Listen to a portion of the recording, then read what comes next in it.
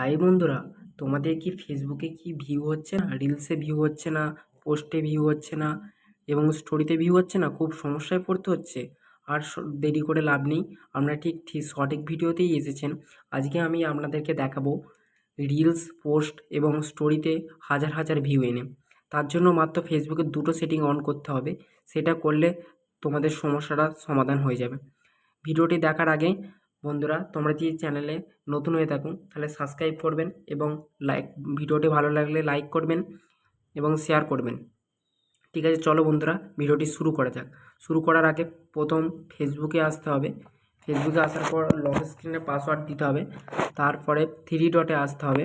Three ডটে আসার পরে এরকম ইন্টারফেস আসবে। তারপরে সেটিংয়ে আসতে হবে। আসার পর ঠিক এরকম আসবে। আসার পর নিচের দিকে একটু স্ক্রল করে আসতে হবে।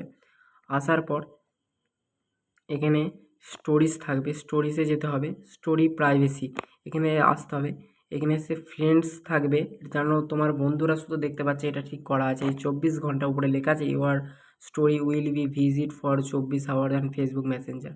এটা মাত্র 24 ঘন্টা থাকবে স্টোরিটা, আবার ডিলিট হয়ে যাবে। এটা তোমাদেরকে পাবলিক করতে হবে, পাবলিক করে সেভ করতে হবে। এটা পাবলিক হয়ে গেল স্টোরিটা।